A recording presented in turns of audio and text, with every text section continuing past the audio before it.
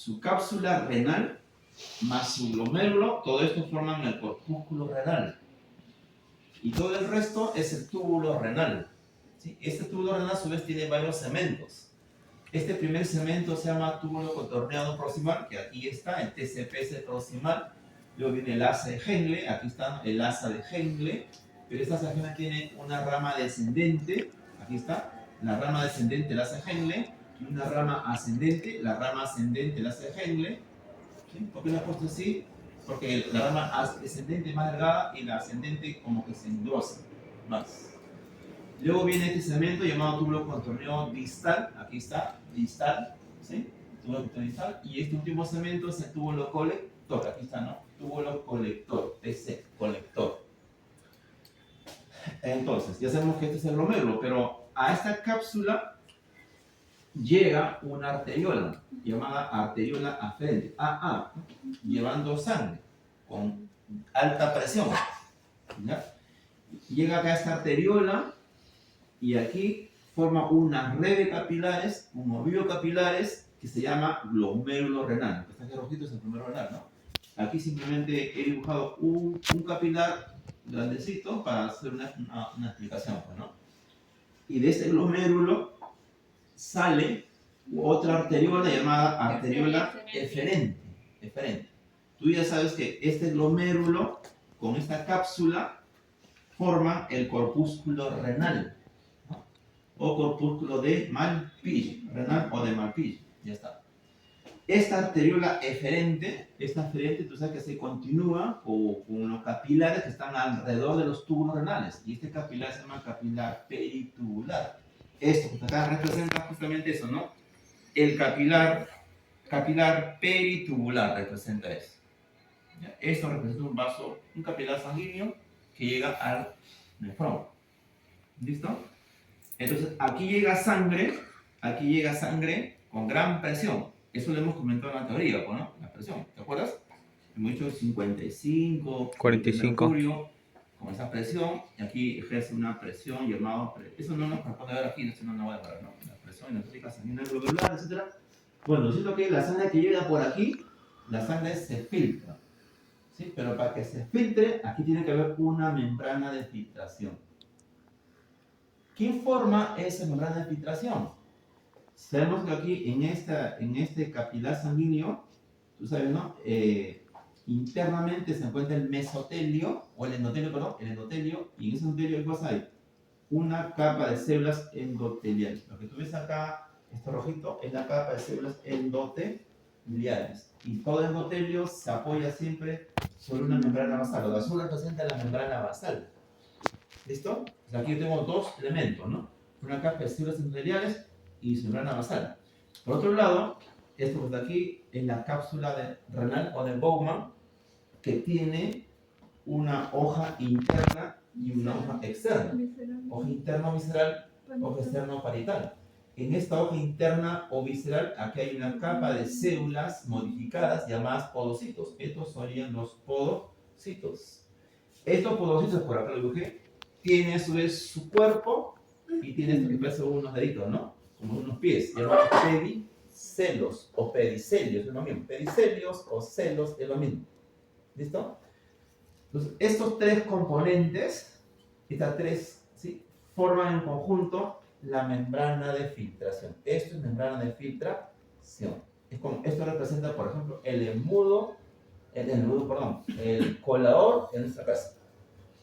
¿Sí? ¿Para qué empleamos el colador? Para colar, profesor. ¿Cómo significa colar?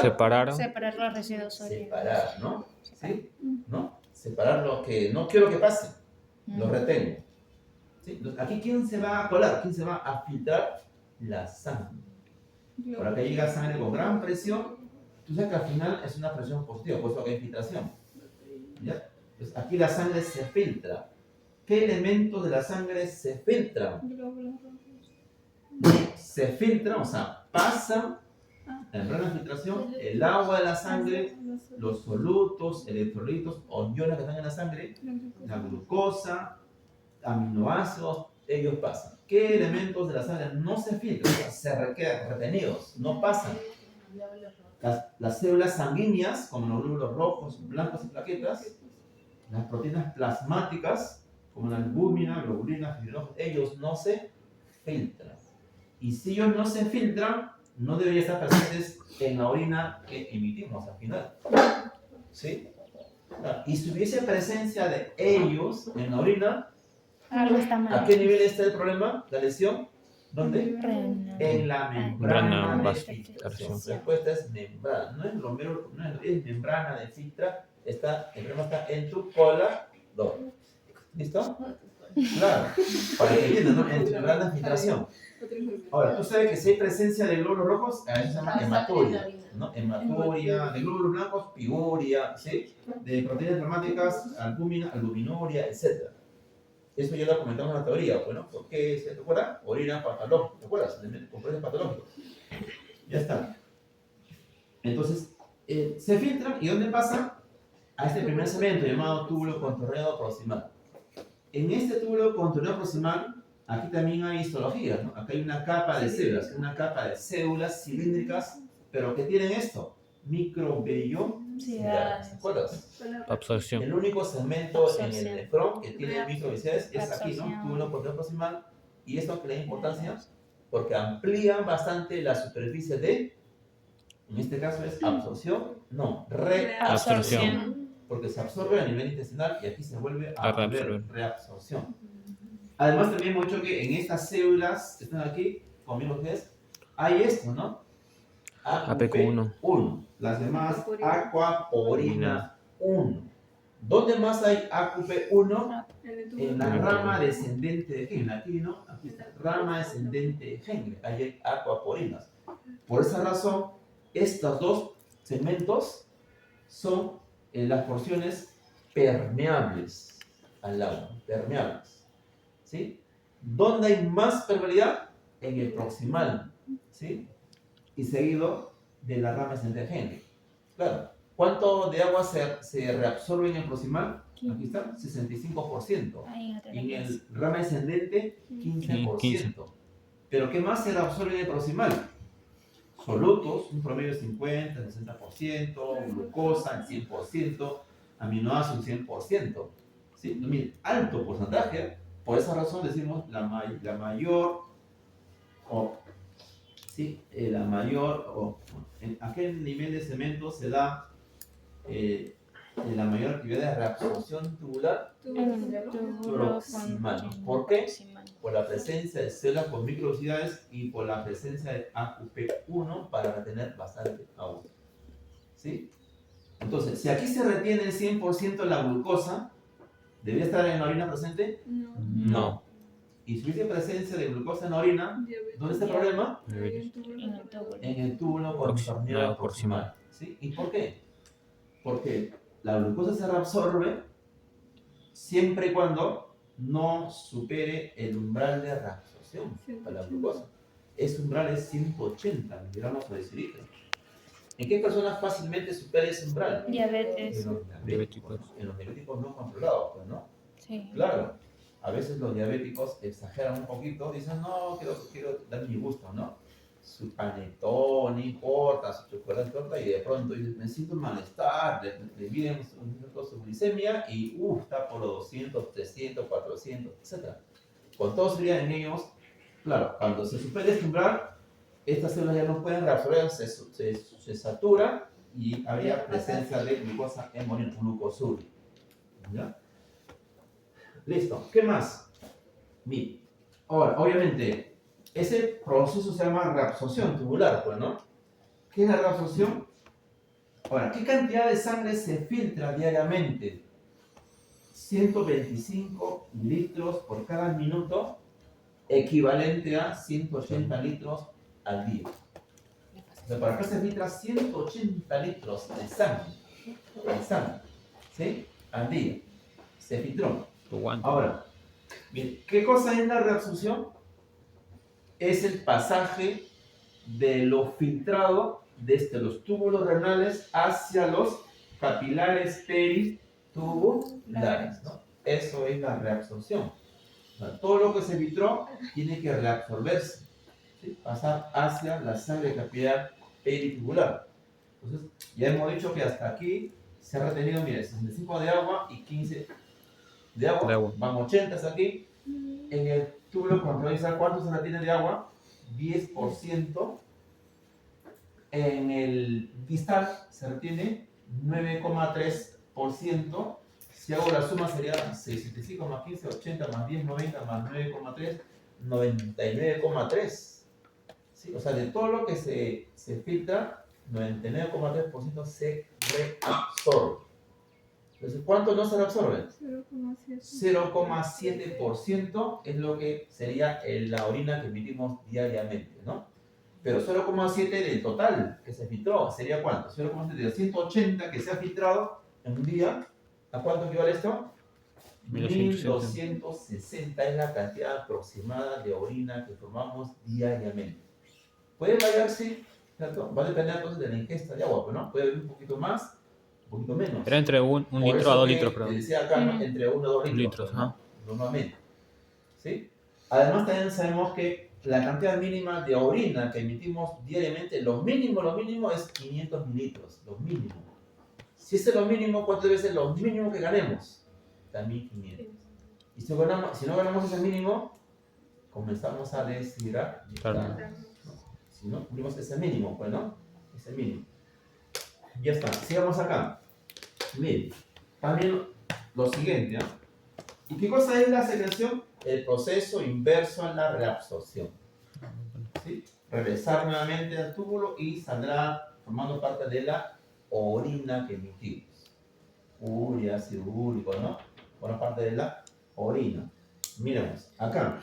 En el túbulo contorneado distal, aquí también hay células cilíndricas, similares a ellas, pero no tienen microvelocidades. ¿Ven? Porque Entonces, ya no se reabsorben, ¿no? sí. Por eso que no ¿Cómo? tiene microbicidades porque no se tienen las reabsorbe. microvelocidades, ¿ya? Y casi al final de este distal, aquí hay unas células que toman, o sea, estas células, lo que están al final, toman un nombre en particular, se llaman así, células principales. ¿Estamos? Son receptores de ACU, ¿Sí? Aguapurina. Claro. purinas, ¿no? Y todo el túbulo colector también tiene esto, células principales. Todito eso son lo que yo he dado, he puesto uno grande para hacer un comentario después, ¿no? ¿Sí? Hasta aquí. ¿Dónde encontramos células principales en el nefrón? Túbulo contorneado distal. ¿En qué parte del nefrón hay células principales? En el túbulo contorneado distal. El túbulo colector también. Ya está. ¿Está correcto eso? Túbulo colector. Con todo sería B esa alternativa. Y sería 0, ¿no? ¿Sí? Más preciso, ¿eh? ¿Dónde encontramos células principales? En el túbulo distal, contorneado distal. Si tú dices en el túbulo contorneado distal, estás diciendo que todo. Ah, no, en la parte final En la del parte túbulo final del contorneado. distal y en todo el túbulo colector hay células principales. ¿No? ¿Por qué es importante las células principales? Porque ellas, ¿cómo se presentan? En su membrana celular. Receptor Receptores B2. V2, ¿sí? Para la hormona antidiurética. ¿Listo? Forman canales también. Estos receptores son asociados a canales. Canales. Claro que sí, ¿no? ¿Te De- acuerdas, no? De Q, Asociados B2. a canales. Asociados a canales, ¿no? APQ. Estos son APQ2. receptores de la APQ2. hormona antidiurética. Y dijimos ayer en la teoría de noche que la hormona antidiurética, ¿te acuerdas? La hormona antidiurética, estos son receptores asociados a proteína G para antidiurética. ¿Sí? Hemos visto ayer, ¿no? Que la hormona antidiurética, aquí está, la hormona antidiurética interactúa con 3 tipos de receptores asociados a proteína G. El receptor V1A, que es hepático vascular, el receptor V1B, que es un receptor hipoficiario, el receptor V2, que es un receptor renal. Y el que está aquí, el renal, es el, bueno, el V2. V2. Pero también hay otros, ¿ah? Son receptores para antidiurética asociados a proteína G. Entonces acá está, miren, acá está el receptor para antidiurética y acá está la proteína G. ¿Te acuerdas? Cuando hicimos el primer seminario, de los receptores. Cuando hicimos la sección de primeros mensajeros, receptor de membrana, proteína G, segundo mensajero. ¿Te acuerdas? Sí, sí, sí. ¿Qué dijimos ahí? ¿Qué pasa cuando de pronto llega la hormona antibiótica y lo recibe? Claro, este receptor que está asociado a proteína G, tú sabes que tiene esta forma en particular, pues, ¿no? Ujú, En serpentín. En ¿Te acuerdas? serpentín. Con sus dominios, Siete. ¿te acuerdas? Extracelular, intracelular, anular, es Ahí está. claro, ¿no? Claro. ¿Sí? Entonces. Entonces, Agua de caño. mire cómo va variando. Seguramente una muestra más y ya está como el agua, ¿no? ¿Sí? ¿Cuánto es la densidad del agua? 1.000. Va a llegar un momento que la orina puede ser igual, ¿no? Que la densidad del agua. Y si sale 1.00 densidad del agua, Está súper hidratada. se supone que Mira, Lucas, ¿no? están ahí. esa orina tiene las mismas Cochina. características, en algunos casos, del agua, ¿no? Química. Incoloro, sin color, pues, ¿no? Inoloro. Oloro, Oloro. insaboro. ¿Aquí? ¿Seguro? Claro, entonces se puede ver, pues, ¿no? Ay, no. Claro. Era, no, no. Si no, ¿cómo vivió? Dice la chica de Rosario que mató al chico. Sí, era de Ya, nadie le cree este cuento, ¿no? mi historia, fue, bro. Bueno. Ya, bueno. Y mi papá también, bueno. Este buen papá, ahora Ahora es va un contando la corrupto. historia como un corrupto. Corrupto. Bueno, ya. Ni modo. Entonces, ¿qué sucede aquí? Cuando llega la hormona antibiótica, lo recibe esta receptora en serpentín, se activa la proteína G, ¿te acuerdas? Sí. Y cuando se activa, la unidad alfa se disocia. Entonces sale Aquí gana un AP. un fósforo, sí, Sí. convierte con ATP, y luego esta unidad alfa activa a la enzima PK. de desciclasa, ¿te acuerdas? Sí. Y luego esa a partir de un sustrato ATP produce un Ay, producto sí. anticíclico Chiquito. y esta activa la proteína quinasa PK. A y esta Fosfolipida. y esta el efecto. Efecto. ¿Cuál es el efecto? Dentro de Antidiurético. estas Angiostamina. hay una gran cantidad de Angiostamina. vesículas sinápticas, perdón, vesículas nomás, ¿ya? Sinápticas no, sino vesículas que almacenan en su interior canales de agua regulados llamadas aquaporinas. Aquaporinas. Aquí, ¿quién está en particular? La QP2, ¿sí? Aquaporina 2. Entonces, ¿cuál es el efecto? Es que esta vesícula se va a desplazar a la parte basal y libere, ¿no?, la aquaporina 2 y esta se abra, ¿no? Se instala en Los aquí y canales. se abra. Cuando esta se abra, la orina que llega aquí generalmente es una orina hipotónica, el agua se retiene de esta orina. O sea, si aquí se retiene el agua de esta orina hipotónica, finalmente la orina que saldrá será Hipertónica. concentrada, con alta densidad y volumen disminuido, ¿sí? Va a depender si hubiese gran presencia de antibiótica, gran cantidad de AQP2 se abre y grande va a ser la retención de agua. Y la orina sería mucho más hipertónica, mucho más concentrada, con mucha más densidad y con volumen más disminuido. ¿Sí? Si tu comida hubiera estado, por ejemplo, 12 horas más sin tomar agua, Oh, ¿no sí. hubiera traído Muerta. así? No, más chiquito. ¿De este color? No. Mazo. Con 1.030, no, No, quizás hija. 1.035. ¿Sí? Claro, porque en ella ha habido gran presencia de hormona antidiurética. ¿Ya? Entonces, esto es. Ahora, ¿cuál es la diferencia entre la AQP1 y AQP2? Ambas, aquaporinas, la 1 y la 2, ambas tienen que ver con la permeabilidad al agua. ¿Sí? Ambas. Cuando abran sus compuertas, sus canales, ambas retienen agua. Pero ¿qué diferencia entre estas dos? En que esta QP2 es dependiente de Hormona antidiurética. En cambio esta no depende, o sea, es independiente de hormona antidiurética. Sí. ¿Sí? ¿Estamos? No depende de hormona antidiurética, la QP2, pero ambas tienen que ver con la permeabilidad al agua. ¿Dónde encontramos la QP3? La QP3. Aquí también hay eso, AQP3. ¿Sí? ¿Pero sería independiente también? ¿O? No, la QP3, lo dijimos creo que ayer, tiene que ver con la permeabilidad a la urina. ¿Ya? Tiene que ver con la 3 tiene que ver con la permeabilidad a la urina. ¿Listo? 1 y 2, permeabilidad al agua. Y 3, permeabilidad a la Urea. urea. ¿Dónde encontramos la QP4? Aquí, ¿no? El- Vamos a ver si ya es importante. Aquí. Entonces, pero esta hormona antidiurética, ¿de dónde proviene? ¿Dónde se produce la hormona antidiurética? En el hipotálamo. Aquí están. Vamos a asumir que esto es hipófisis y lo que está acá arriba es parte del hipotálamo. En el hipotálamo tú sabes que hay neuronas que se